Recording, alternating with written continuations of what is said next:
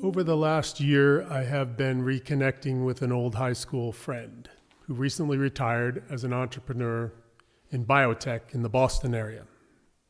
He and his wife are in the process of renovating a very old farmhouse in Vermont, where the two of them plan to move to, perhaps when his wife is no longer teaching. The 18th century house is on 150 acres of forest. One day, my friend was talking about his future goals with his friend, who is an executive coach. The two were walking and talking and found themselves standing on a meadow overlooking his property. At that moment, my friend began to see a life goal forming where they would use this place as a retreat center for helping people to envision what they can do to prevent catastrophe due to climate change. Although many people are still not aware of the urgent need to address climate change, one of the things my friend realized is that some people are already so anxious about climate change that they are freezing up. They feel that it is already too late, so why should they bother to do anything? Luckily, my friend came across another person who worked at a nonprofit whose job is to educate people that all was not lost and that we need to meet our worldwide goals working as individuals and by simply working through it. So this threesome, my friend, the coach, and the climate change professional, started meeting, reading, and comparing notes. They decided they would put together a retreat with a small group of friends to troubleshoot their method for transforming climate anxiety into hope. The first group to participate would be called the Alpha Cohort. And I was lucky enough to be invited to this first retreat, which was held last September. One of the things my friend and I had been talking about over the years has been my interest in Won Buddhism. So my friend asked me if I would be willing to lead a meditation during one of the mornings of the retreat. Mindfulness was something that about half of the group was familiar with. In fact, the executive coach had named his business the Mindful CEO, and another participant, who was one of his three sons who were there, was a regular yoga practitioner. From my standpoint, being mindful is a way to shift our nervous system from a sympathetic or fight or flight response to a more relaxed parasympathetic response. This perspective was useful for the scientifically minded group. Mindfulness could serve as a tool to help reorient people in the face of the existential problems our planet is facing. If I had more time with the group, we could have talked about Won Buddhism's threefold path and how that relates to making change happen. Mindfulness relates to the first of the three paths, cultivating the spirit. We will see how the other two paths, inquiry into facts and principles, and mindful choice and action, are other ways to take apart this problem of climate anxiety. So we can use Won Buddhism practice to address this problem directly. The trio of retreat organizers designed the two-day event around two visioning exercises to work through this problem. One was based on the concept of active hope that was popularized by Joanna Macy. The active hope exercise involves 7 steps, but I will group them into its 4 major categories.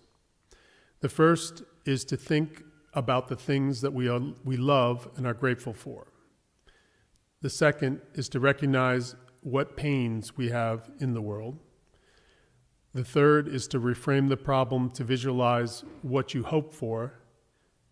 And the fourth is to go forth into the world and make the steps and changes that you feel are necessary.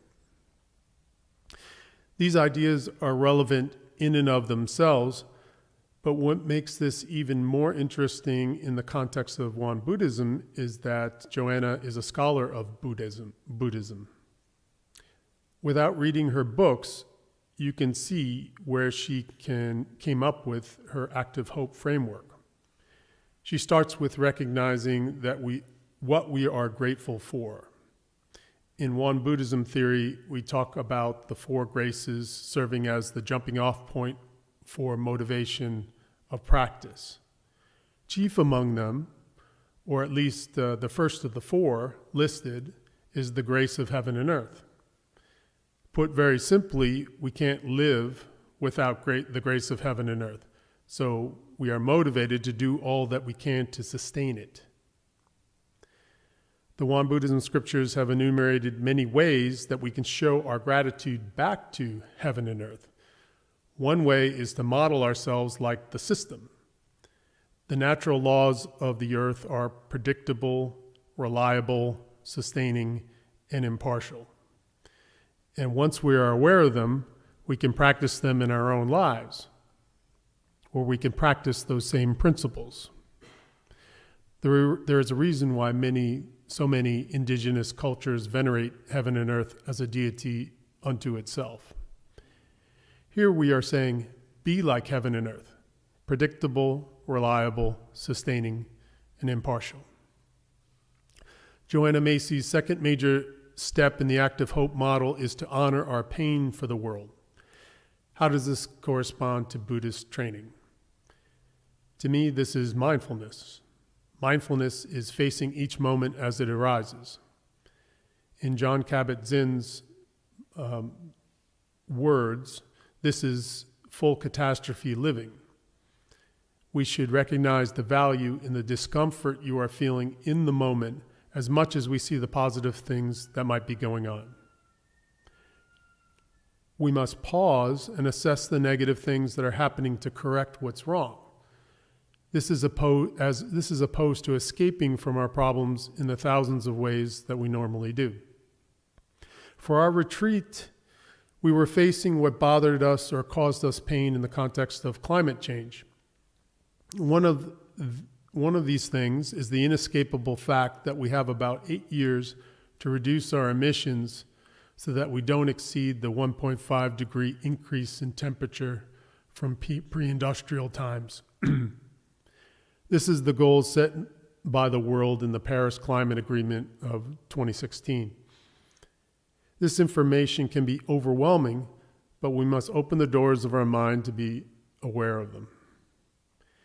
Being aware of the science underlying climate change is related to the second path of the threefold path, inquiry into facts and principles. We know through listening to the respected scientists and by doing our own study that rising carbon levels in the atmosphere is the cause of increased temperatures worldwide. The rising temperature is in turn melting glaciers, changing weather patterns, and going further to eradicate whole species and causing migration and starvation of human beings, along with many other painful effects. By being like nature itself, we can look at these climate problems from an objective and non-judgmental mind, seeing them as they truly are. The solutions are not hard to come up with, although they might not be easy to implement. The solution is to stop burning fossil fuels and to switch to renewable power sources. This all relates to the fourth active hope step, which is going forth and enacting the changes that you envision. In Won Buddhist language, this is the third prong of the threefold path, mindful choice and action. So we can see how the active hope framework matches up nicely with the Won Buddhism framework. The second activity we did during our retreat was another written exercise that was related to that fourth step of the active hope model, going forth. During this one, we wrote our thoughts relating to three questions onto three corresponding circles. The three questions are, what brings you joy is number one. 2, what are you good at? And 3, what needs to be done? The three circles were written to intersect in the form of a Venn diagram. In the center of the diagram, you would write the activities that overlap into those three domains. Everyone usually says that if you do what you love, then you're usually good at that. So it might be easy to find an overlap between those two circles. But the next part is to recognize what needs to be doing. And if you Google climate action then, you'll find a description of this process and a TED Talk that goes along with it. Our facilitator then had us look at our charts and talk about a few actions that we would commit to moving forth after the retreat. In my case, I had several items that fell into the middle of my Venn diagram. I'm in the process of refurbishing a house, so my activity would be to try to electrify it as well. So this idea is kind of fun, gives me joy. I'm enjoying the envisioning practice of what the house might be like when we're finished. I wouldn't necessarily say I'm any good at the physical process of doing it, but I enjoy working with the designers and who are my brother-in-law and an architect friend. But I found that that part of my house remodel fell into that third circle, however, what needs to be done. Here's where awareness comes into play. Since the house is almost a complete remodel, it will need new appliances, heating and cooling, and insulation. Therefore, I have a perfect chance to make the house net zero. Net zero means that operating the house won't send any additional carbon into the atmosphere. At the end of our weekend, we had a session to look at how we wanted to move forward with this process and awareness. Our retreat was made up of 9 people.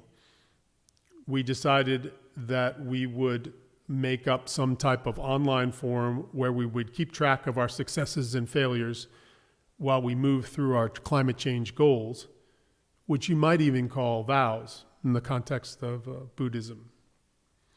This reminded me of the way that the founder of Won Buddhism, Sotasan, had originally set up what were called Kyohadan groups, which are learning groups and originally intended to be 10 members with a leader and 9 members. The purpose of the Kyohadan group is to, quote, put our hearts together and act in concert to rectify the ways of the world, end quote. The number 10 was meant to symbolize the 8 compass directions as well as up and down. But aside from the symbolism, 10 people is a manageable group where we can work comfortably together and be heard. And the idea is not just to pray and meditate for change, but to enact it in our civic lives in a systematic and purposeful way. So we discussed how these groups could propagate, where each group monitored their own set of goals, which you could call a mindfulness journal sharing if you wanted to in Buddhist context. Down the road, these groups of 10 could also share their accomplishments with the other groups of 10 through a network of information sharing. So in this way, we could have a grassroots method to share the process and learn from each other. I should say that this is just one proposal about how our alpha group was going to move forward, and we're still deciding on next steps.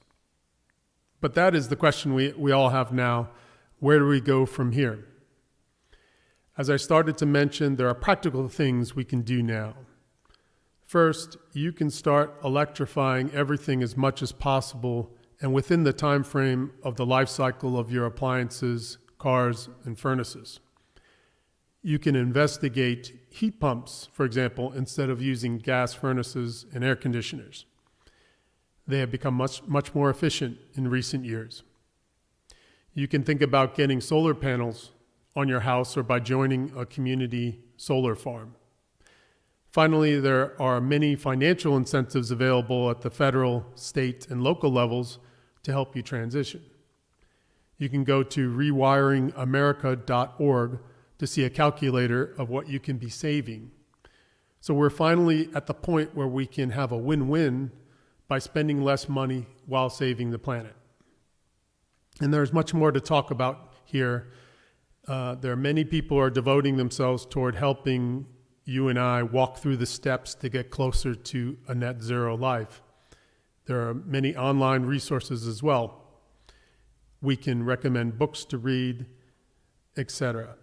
So if anybody wants to talk more about this process or any ways doing something similar about climate change, and maybe perhaps wants to join a group like ours to work together with others, please feel free to contact me. Thank you.